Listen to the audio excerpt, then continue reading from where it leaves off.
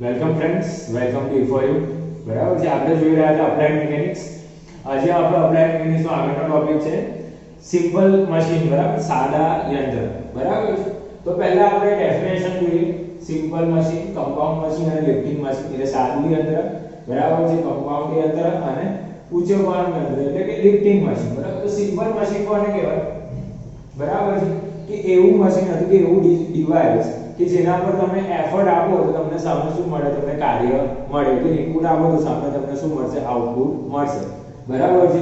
બીજું કે સિમ્પલ મશીનમાં શું હોય છે કે તમારે વીજળી કે બીજા કોઈ એનર્જીની જરૂર પડતી નથી. એ સાદા હાથથી પણ ચલાવી શકાય છે, એટલે હાથથી જ ચલાવવામાં આવે છે. ફોર એક્ઝામ્પલ ગરગડી. બરાબર છે, આપણો કપડા સીવવાનો સંચો, સાયકલ એક્સેટ્રા આ બધા શું છે? Simple machine. પછી શું છે? Compound machine. બરાબર છે, તો કમ્પાઉન્ડ એટલે શું? એના નામમાં છે બે અથવા બેથી વધારે યંત્રોને ભેગા કરીને જે મશીન અથવા ડિવાઇસ બનાવવામાં આવે એને શું કહેવામાં આવે છે? કમ્પાઉન્ડ મશીન કહેવામાં આવે છે. બરાબર, તો એમાં અલગ અલગ ટાઈપની એનર્જીની જરૂર પડે છે. મિકેનિકલ એનર્જી, ઇલેક્ટ્રિકલ એનર્જી, હાઇડ્રોમિકેનિકલ, બરાબર છે, કેમિકલ, બરાબર એક્સેટ્રા જેટલી એનર્જી છે એની જરૂર પડે છે. તો બરાબર છે, તો આમાં કયા કયા જે આવશે? તો કે કાર છે, સ્કૂટર છે, ટ્રેન છે એક્સેટ્રા બધા શેમાં આવશે? કમ્પાઉન્ડ મશીનમાં આવશે. Lifting machine. બરાબર છે, કે જે મશીન દ્વારા તમે ઉચકીને બીજી જગ્યાએ મૂકી શકો કોઈ પણ ભારે પદાર્થને. બરાબર, તો ઉચકવાનું કાર્ય કરવામાં આવે એને શું કહેવામાં આવે? લિફ્ટિંગ મશીન કહેવામાં આવે છે. એમાં ગરગડી એટલે પુલી. બરાબર છે, સાદું સ્ક્રૂ જેક. આપણી ગાડીના પંચર થાય છે તો આપણે સ્ક્રૂ જેકનો યુઝ કરીએ છીએ. બરાબર છે, ક્રેન, હાઇડ્રા, મોલ્સ ને બધાના તમે બિલ્ડિંગ બનતી હોય ઊંચી ત્યાં આગળ જોયું હશે. બરાબર છે. ચાલો, હવે શું છે? તો આ તો ત્રણ સિમ્પલ મશીન, કમ્પાઉન્ડ મશીન અને lifting machine definition with example. હવે આપણે જોઈશું important technical terms related to the simple machine. તો પહેલું છે machine advantage or you can say that mechanical advantage. બરાબર છે, તો machine advantage અને mechanical advantage એટલે શું? the ratio of એટલે કે the ratio of load to the effort. બરાબર છે, કે ભાઈ કે machine advantage એટલે કે જે વજન આપણે ઉચકવાનું છે તો જે એફર્ટ વડે આપણે લોડને ઉચકી શકીએ. બરાબર છે, તેને શું કહેવામાં આવે છે? Machine advantage. So it is the ratio of load to the applied effort, or the effort to the lifting the load. બરાબર છે, તો શું આવશે? W by P, where W is the load and P is equal to the effort and M is equal to machine advantage. બરાબર છે. Second term છે આપણી velocity ratio. બરાબર છે, તો velocity ratio is the ratio of distance traveled by the effort. બરાબર છે, આપણે એફર્ટ આપીશું 100 કિલો આપણે ઉચકવાનું છે સ્ક્રૂ જેકમાં, તો આપણે 10 કિલો આપીશું તો શું થઈ ગયું? એફર્ટ. પણ શું છે? ડિસ્ટન્સ કે કેટલું ટ્રાવેલ કરે છે એ to the distance travel by the load. બરાબર છે, કે 100 કિલોમીટર આપણે ઉચકવાનું છે એ. તો vr is equal to velocity ratio y by x. Y means distance traveled by effort, x means distance traveled by the load. Clear? ચલો, હવે શું છે? ઇનપુટ. કોઈ પણ મશીનમાં આપણે આઉટપુટ જોઈતું હોય તો ઇનપુટ આપવું પડે. ઇનપુટ એટલે p y. p શું છે? તમારો એફર્ટ છે, તમને અહીંયા આપેલું છે. બરાબર છે, p એફર્ટ અને y શું છે? તમારો distance travel by the effort. That means એ શું થઈ ગયું? તમારું ઇનપુટ. આઉટપુટમાં શું આવશે? Similarly output is equal to w x. બરાબર છે, તો w શું છે? તમારું લોડ.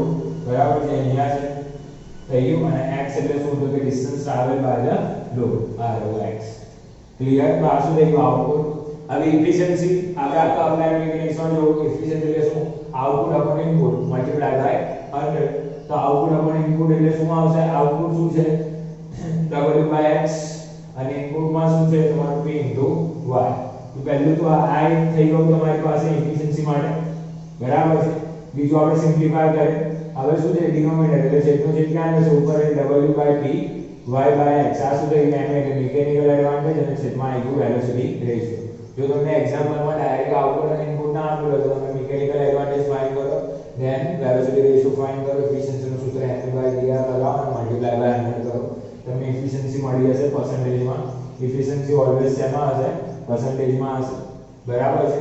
હવે શું છે? Ideal machine. તો આઇડિયલ મશીન, બરાબર, આઇડિયલ મશીન એટલે શું? જેટલું તમે આપો છો એટલું તમને શું મળશે? પાછું મળશે. ધેટ મીન્સ કે ઇનપુટ તમે 100% આપો છો તો આઉટપુટ બી શું મળશે? 100%. તો ઓટોમેટિકલી શું થઈ જશે? એફિશિયન્સી તમારી 100% થઈ જશે. It means that the input is equal to output. બરાબર છે. હા, ઇનપુટ શું છે? Mechanical advantage. આઉટપુટ શું છે? Velocity ratio.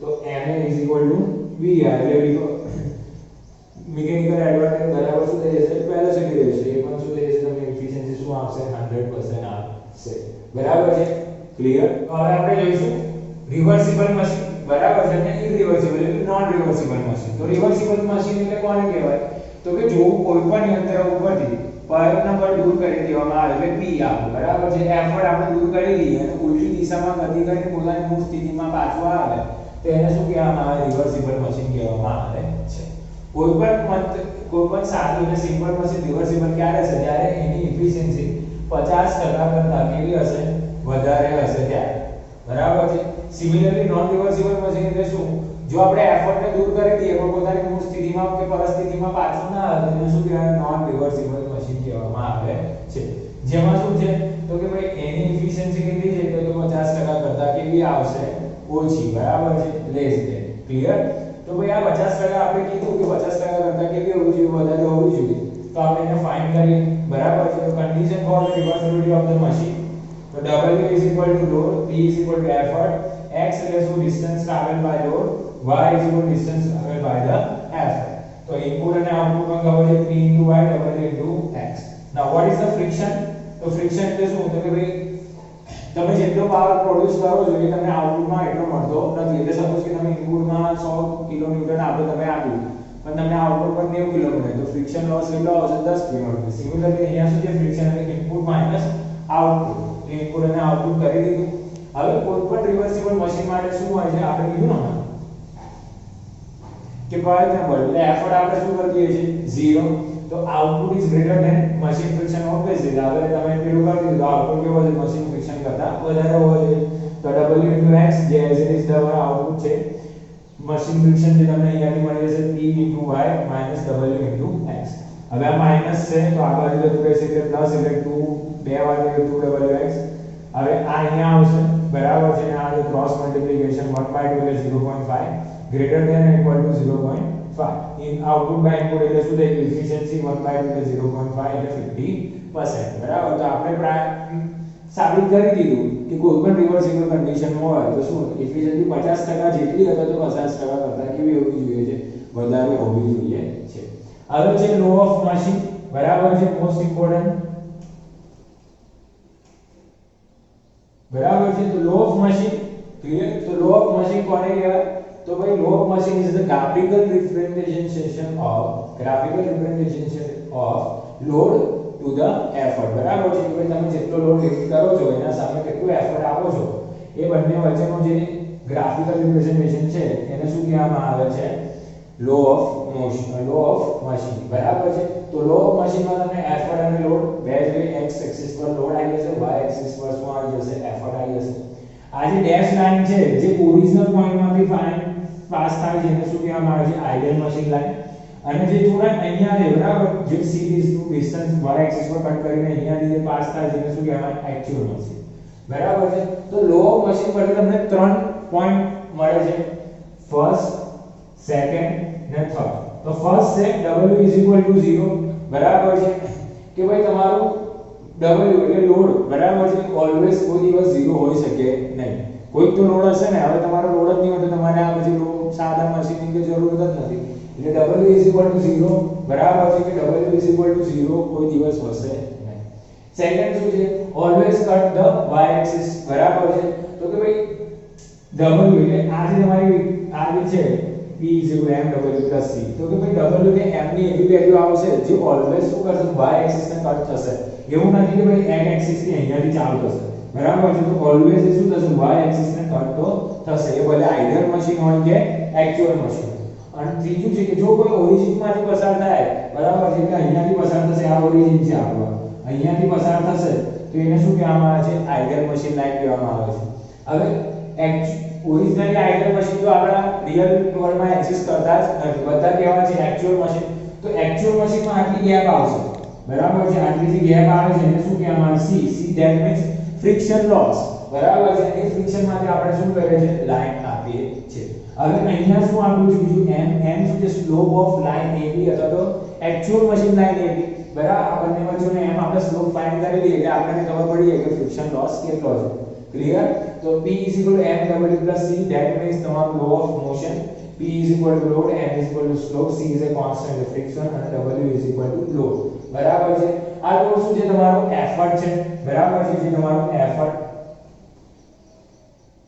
One kind of એવું તમારું શું કહેવામાં આવે છે લોડ જ કહેવામાં આવે છે હવે લો ઓફ મોશન પરથી તમને બે બીજી વસ્તુ મળશે પહેલું શું છે મેક્સિમમ મિકેનિકલ એડવાન્ટેજ અને બીજું છે મેક્સિમમ એફિશિયન્સી બરાબર છે તો મેક્સિમમ મિકેનિકલ એડવાન્ટેજ શું છે ma/w/p બટ તમારી પાસે લો ઓફ મશીનમાં p ની વેલ્યુ છે તો આપણે એને પુટ કરી દઈએ p mw+c હવે w વડે આપણે શું કરીએ છીએ ઉપર અને નીચે વડે શું કરી દઈએ છીએ ડિવાઈડ કરી દઈએ છીએ બરાબર w અહીંયા ડિવાઈડ કરી દઈએ ને અહીંયા ડિવાઈડ કરી દઈએ તો શું થશે m1+m+c/w હવે c/w તો નેગેટિવ થશે કેમ તો કે c શું છે કોન્સ્ટન્ટ ફ્રિક્શન તો ફ્રિક્શન કેટલું આવશે 10 પણ સિમિલરલી તમારો લોડ તમારો 1000 બરાબર છે 1000 કિલોન્યુટન હશે into 10^3 તો આ તો બહુ નાનું વેલ્યુ થઈ જશે c/w એટલે આને શું કરે છે ટેન્ડ્સ ટુ 0 that means કે ma એટલે maximum ma is equal to 1/m that means m એટલે તમારો સ્લોપ તમારો જેટલો બી આવશે એનું શું કરવાનું રેશિયો કરો એટલે એકના છેદમાં લઈ લેશો એટલે તમને શું મળશે મેક્સિમમ મિકેનિકલ એડવાન્ટેજ તમને મળી જશે સિમિલરલી એના ઉપરથી શું છે મેક્સિમમ એફિશિયન્સી તો eta એટલે શું એફિશિયન્સી m એટલે મિકેનિકલ એડવાન્ટેજ અને vr એટલે વેલોસિટી રહેશે તો m ની જગ્યાએ તમે શું કીધું મેક્સિમમ m એટલે મેક્સિમમ મિકેનિકલ એડવાન્ટેજ એની વેલ્યુ શું છે 1/m તો m તો છેદમાં જતો રહેશે m * vr is equal to 100/vr બરાબર છે એફિશિયન્સી મલ્ટીપ્લાય શું કરવી પડશે 100 તો મેક્સિમમ એફિશિયન્સી એટલે શું મેક્સિમમ મિકેનિકલ એડવાન્ટેજ એટલે શું આવશે વેલોસિટી રેશિયો એટલે 1/m * v એટલે m હવે લો ઓફ મોશન પરથી શું મળશે તમને પહેલા સાદી એફિશિયન્સી આપણી શું હતી સાદી એફિશિયન્સી હતી કે ભાઈ eta is equal to ma/vr બરાબર છે તો તમે આમાં જે મૂકશો મળે પણ હવે મેક્સિમમ એફિશિયન્સી જ્યારે પણ તમને પૂછે ત્યારે તમારે શેની જરૂર પડશે law of motion that means p is equal to mw+c where m is equal to slope and c is equal to તમારો constant friction જે તમને આપેલું હશે 0.14 અથવા 0.20 ના અંદર બરાબર છે લોડ અને ડબલ તમને ન્યૂટન અથવા કિલોમીટર માં આપેલું 10^3 ન્યૂટન કિલોમીટર નું ન્યૂટન માં કરવા માટે અને ન્યૂટન હતા એઝ ઇટ ઇઝ રાખો બરાબર છે ક્લિયર તો આ તો આપણું લો ઓફ મશીન જે તમારો ઇમ્પોર્ટન્ટ પાર્ટ છે બરાબર છે 4 થી 3 માર્ક્સ માં આવી શકે છે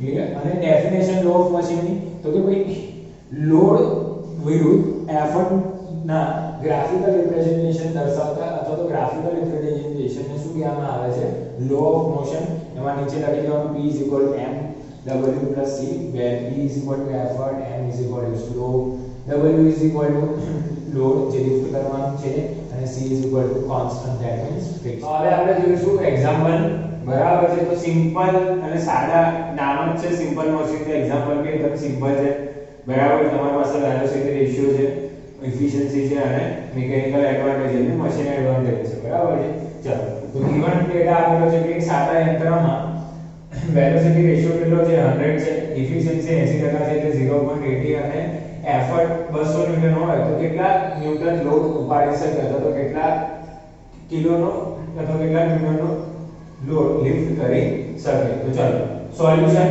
એફિશિયન્સી ma/vr vr તમારી પાસે કેટલો છે સોરી અહીંયા 10 છે બરાબર છે vr કેટલો છે 10 એટલે ma તમને મળી જશે 8 clear now ma is equal to w/p what is pw it's a load and p effort